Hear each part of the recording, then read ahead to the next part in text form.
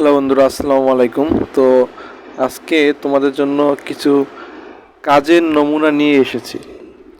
তো এই নমুনাগুলো যদি প্র্যাকটিস করো, আশা করি তোমরা তোমাদের পাঠ্য বইয়ের পড়ার পাশাপাশি তোমরা এই নমুনাগুলো প্র্যাকটিস করো। আর তোমাদের উদ্দেশ্যে বলে রাখি যে ভাইয়া প্রশ্ন পাও বলে যে তোমরা যে পড়াশোনা করবে না, শুধু ওই প্রশ্ন বেরোবে ওইটা দেখে পরীক্ষা দিয়ে দেবে, তাহলে মনে করো তুমি তোমার লাইফের মানে যেই বেসিক তৈরির যে সময়টা, সেই সময়টাই তুমি শেষ করে ফেলছো।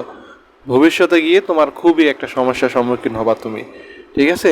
তো প্রশ্নের আশায় না থেকে প্রশ্ন পড়ে এসে না, আগে তো কিছু শিখো। তাহলে তোমরা পাঠ্য বইয়ের পাশাপাশি আমি যেই কাজের নমুনা কাজগুলো দিই সেগুলো একটু প্র্যাকটিস করো। তো দেখি প্রথমে কি বলা হয়েছে, যে প্রতিবেদন বা পোস্টার উপস্থাপন করতে হয়েছে, এগুলো হলো একক কাজ।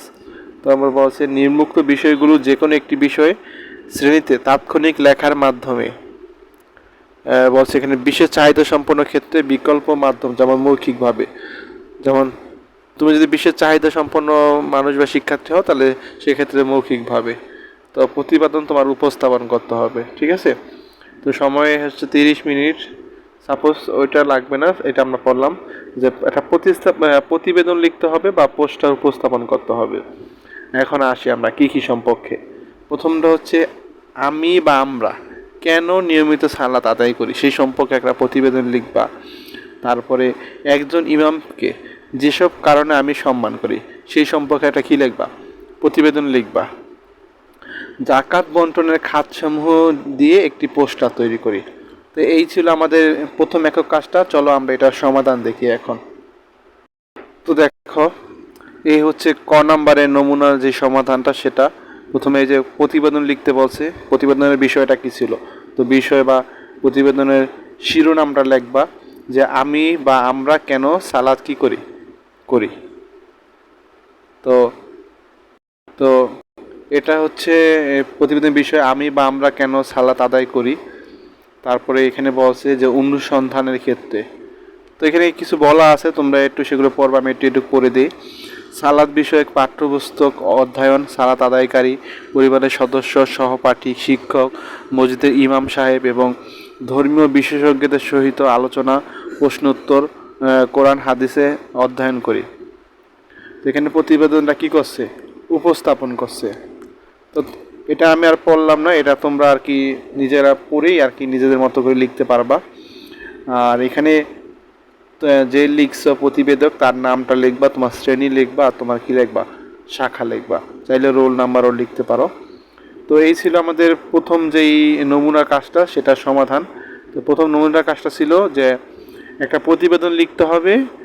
প্রতিবেদনের বিষয়টা হচ্ছে আমি বা আমরা কেন সালাত আদায় করি।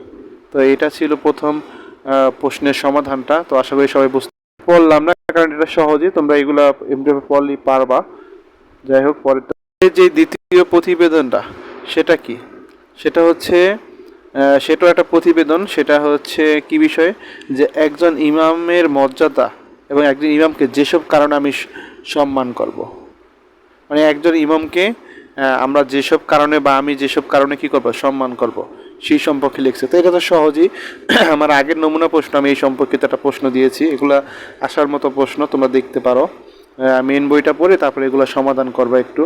তারপরে দেখো এখানে তোমার প্রতিবেদকের নাম লিখবা, শ্রেণী লিখবা, তারপর কি লিখবা, শাখা লিখবা। তো এই ছিল আমাদের নমুনা প্রশ্নের খ নাম্বার প্রশ্ন উত্তরটা। পরের প্রশ্নটা ছিল যে জাকাত বন্টনের খাতসমূহ, এটা নিয়ে একটা পোস্টার উপস্থাপন করতে বসে তোমাকে। মানে জাকাত বন্টনের খাতসমূহ, এটা এভাবে আসতে পারে যে বিভিন্ন জাকাত বন্টনের খাতসমূহ তোমাকে লিখতে বলতে পারে। তো এখানে বলা আছে যে জাকাত বন্টনের খাতসমূহ কী কী।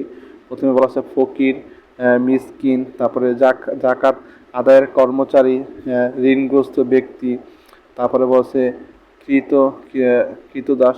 এখানে বলা আছে সবগুলো, তোমরা একটু পড়ে নিও এখান থেকে। এখানে সবগুলো দেওয়া আছে, এখানে এখানে এখানে এগুলো দেওয়া আছে। তো এই ছিল আমাদের প্রথম কাজের ক খ গ এর উত্তরটা। পরের প্রশ্ন দেখো, যে নিয়মিত সালাত আদায়ের মাধ্যমে আমরা দৈনন্দিন জীবনাচরণে যেসব পরিবর্তন ঘটাবো। তারা এখানে বলতে পারে যে তুমি নিয়মিত সালাত আদায়ের মাধ্যমে তোমাদের দৈনন্দিন জীবনাচরণে যেসব পরিবর্তন আনতে পারো সেই সম্পর্কে আর কি বলা হয়েছে। তো দেখি আমরা এখানে কি বলছে, আমরা যাবতীয় অশ্লীলতা ও পাপাচার থেকে মুক্ত পাবো। হ্যাঁ, তারপরে সালাত আদায়ের মাধ্যমে সমাজে শান্তি শৃঙ্খলা ও ভ্রাতৃত্ব প্রতিষ্ঠা করব। তার মানে এই প্রশ্নটা এভাবে আসতে পারে যে তুমি নিয়মিত সালাত আদায়ের মাধ্যমে তুমি দৈনন্দিন জীবন চালনে যেসব পরিবর্তন আনতে পারবা, তোমার দৈনন্দিন জীবনযাপনে যেসব কী করতে পারবা, পরিবর্তন আনতে পারবা। তারপরে 3 নম্বরে লিখতে পারো তুমি যে সালাত আদায়ের মাধ্যমে দৈনিক 5 বার পাড়া প্রতিবেশী খোঁজ খবর নেব, সালাত অনুশীলন নিয়মানুবর্তিতা শিখবো, অনুশীলন নিয়মানুবর্তিতা শিখবো। তারপরে সালাত আদায়ের মাধ্যমে অজু ও গোসলের মাধ্যমে পরিষ্কার পরিচ্ছন্ন থাকবো। সালাত আদায়ের মাধ্যমে আমরা ধৈর্য শিখবো। তারপরে সালাত আদায়ের মাধ্যমে আমরা সময়ানুবর্তিতা শিখবো। তারপরে সালাত আদায়ের মাধ্যমে আমরা নেতার প্রতি অনুগত শিখবো। এখানে সবগুলো দেওয়া আছে, তোমরা একটু, এগুলো সহজ আছে বুঝছো, এগুলা একটু পড়লেই তোমরা পারবা। তো এগুলো বোঝানোর কিছু নাই, আমি যেগুলো বোঝানো সেগুলো বুঝাই দিব ওখানে। আর তো এই ছিল আমাদের এই দ্বিতীয় নাম্বার নমুনা প্রশ্নটা। দ্বিতীয় নাম্বার নমুনা প্রশ্ন কীভাবে আসতে পারে যে নিয়মিত সালাত আদায়ের মাধ্যমে আমরা দৈনন্দিন জীবনাচরণে যেসব পরিবর্তন আনতে পারি সেগুলো লিখতে বলতে পারে। ঠিক আছে, পরেরটা দেখো, ইসলামের মহামানবদের জীবনাদর্শ অনুসরণ ও তাদের আদর্শে জীবন গড়া, এই শিরোনামে একটা কাজ দিছে। এই কাজটা তোমরা একটু পড়বা, কাজটা পড়ে এই কাজের সমাধানটা এখানে দেওয়া আছে, তোমরা লিখবা, এটা খুবই ইম্পর্টেন্ট। তো এখানে এই যে কাজের প্রশ্নটা দেওয়া আছে এবং এই সমাধানটাও দেওয়া আছে, এগুলো সবই নমুনা কাজ। তোমরা বইটা ভালো করে পড়ে তারপরে এই সমাধানগুলো একটু কী করতে পারো, দেখতে পারো।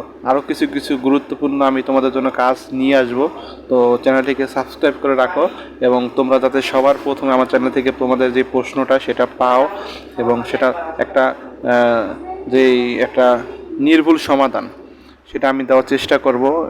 আর আমি শুধু সমাধান দেই না, পাশাপাশি তোমাদের কিন্তু সমাধানটা বুঝিয়ে দিই, যাতে করে তোমরা পরীক্ষার হলে ঠিকমতো এটা বুঝে বুঝে লিখে আসতে পারো, জিনিসটা যাতে বুঝতে পারো। আমি সেই চেষ্টাটা করি। শুধু সমাধানটা আমি তোমাদের রিডিং পড়াই দেবে এরকম না, জিনিসগুলো আমি তোমাদের বুঝে, তোমাদের যে ডিজিটাল প্রযুক্তি সেটা কিন্তু আমি তোমাদের ভালো করে বুঝিয়ে দিয়েছিলাম। ঠিক আছে, তো ভালো থেকো সবাই, আসসালামু